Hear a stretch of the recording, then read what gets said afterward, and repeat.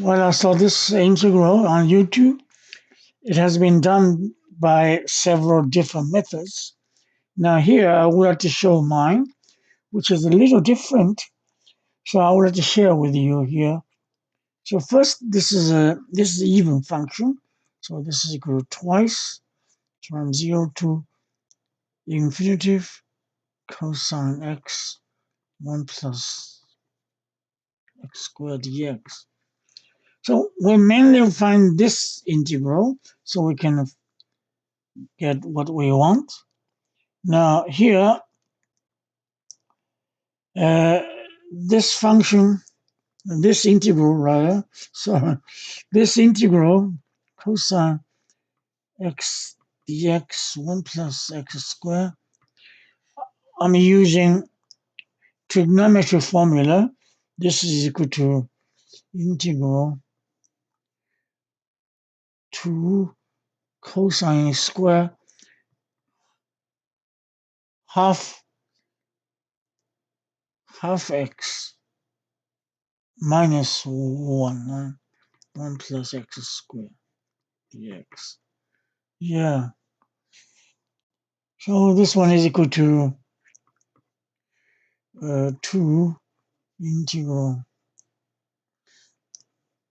cosine square half x 1 plus x squared minus integral so dx and 1 plus x squared. Yeah. Okay. This one is arctangent. So this is equal to 2 integral cosine square half x 1 plus x squared dx and minus half. So mainly we want to find this one. So we'll find this one, then we have what we want. Now I start here by using a trick, Feynman trick, which is let f of a is equal to integral cosine square ax and 1 plus cosine.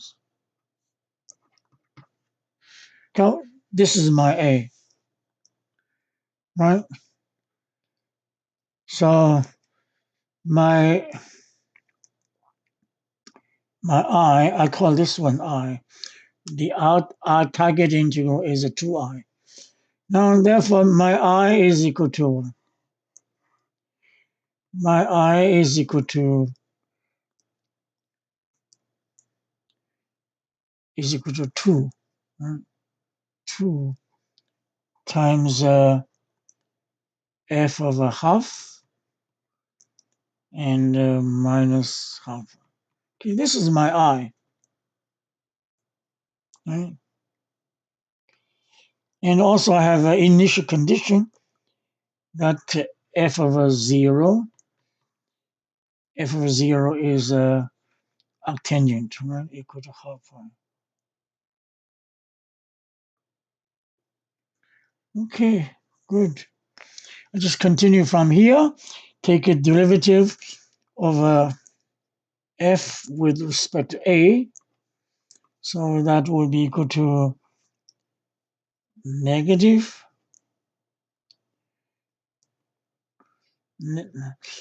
2 cosine times negative sine, right? And that's why I can have negative.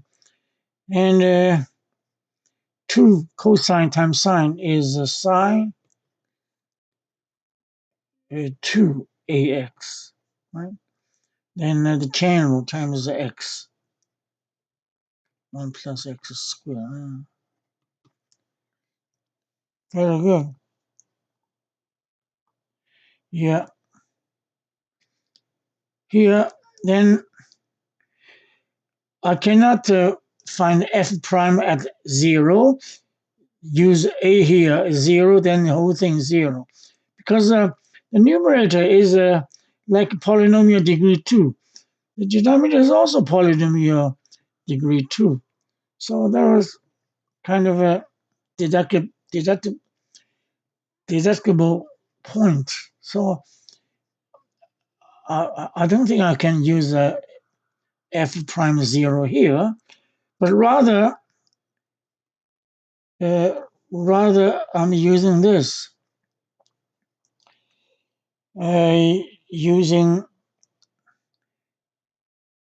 times x. This is sine 2ax dx. I times x here, then I got x squared. And x squared plus 1 minus 1, that is the same thing as x, right? I have to cancel this one. This is 1 plus x squared. So I have a 2. I have a 2. The first one is 2 integral. First one cancel that one. I get sine 2ax, right, over x and dx. Yeah. And the other one is this over that. And the plus, minus plus. I get x, 1 plus x squared, and sine 2ax dx. Very good. Now this one, I multiply 2a here and times 2a here, right? They are equal. This one. So this integral is a Dirichlet integral. So this is equal to minus half, right? And plus integral x 1 plus x squared sine 2ax dx. Yeah, very good. Now I get that f prime at a 0. When we put a equal to 0 here, this will be 0. This will be negative half prime. Negative half prime. That is under the initial condition. Now then I take a second derivative of f with respect to a. This will be 0. Right? And here it will be plus integral x 1 plus x squared. This will be cosine 2ax and times 2x. Right? That's the channel. So this one is equal to, this will be equal to, cancel that one. I get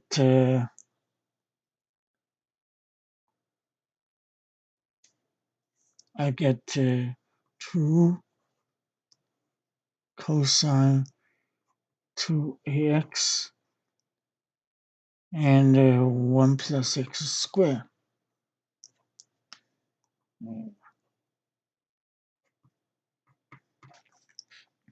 This can be done further. This is equal to 1 plus x. Cosine 2 theta is equal to 2 cosine square ax minus 1, isn't it? Yeah. Continue from here. So my f double prime of a is equal to This will be 4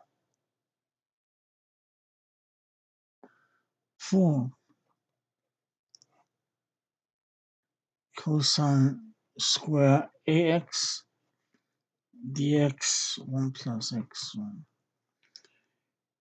minus this over that integral is arctangent. Arctangent is what?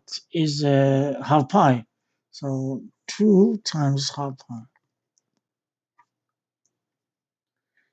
Okay, so from there we can have a f double prime of a is equal to 4.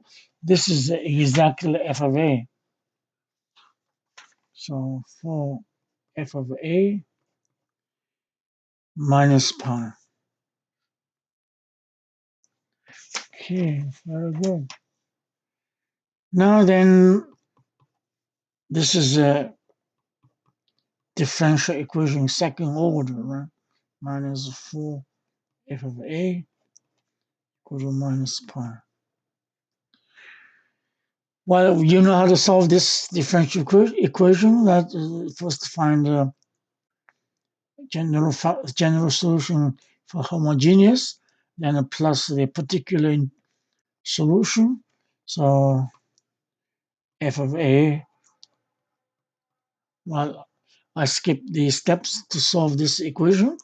This is equal to c1 e to the 2a plus c2 e to the negative 2a plus quarter pi. So this is my f of a. Now then I have initial conditions. So f of a 0 is equal to half pi. So it means half pi is equal to c1 plus c2 plus quarter pi. So also we have a second initial condition. The f derivative at 0 is negative half pi, which means negative half pi is equal to this one derivative. 0 is 2c1. This one derivative is minus 2c2, right? This derivative is 0. So we get this one. Yeah, then from these two simultaneous equation, I can get c1 is equal to 0. Yeah, c2 is equal to quarter pi. Check it, correct? This is 0, this is quarter pi pi. Yeah, that's correct. Yeah, half pi, yes. It's correct.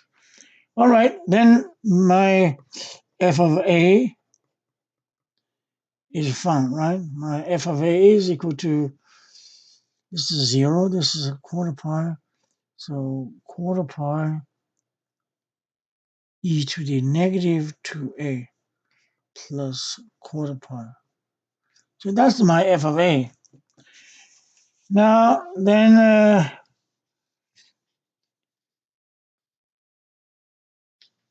my I is equal to what? My I is equal to 2 f of a negative 1 minus quarter half pi. So my I is equal to this 2 f of a half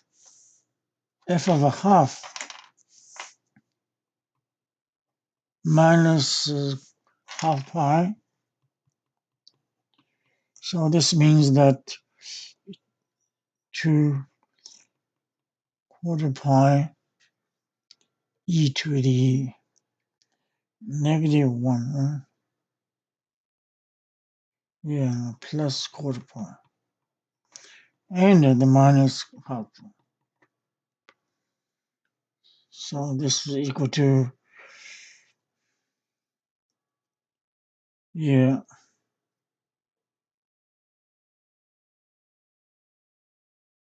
it's half pi 2. This is equal to half half pi e to the negative 1. This half pi, right? That's it. Yeah. This one plus this one minus is a 0. So that is, yeah, that is my I. But my integral is a 2I. So my integral cosine x 1 plus x squared is 2I. Yeah, that's equal to pi over e. Wow,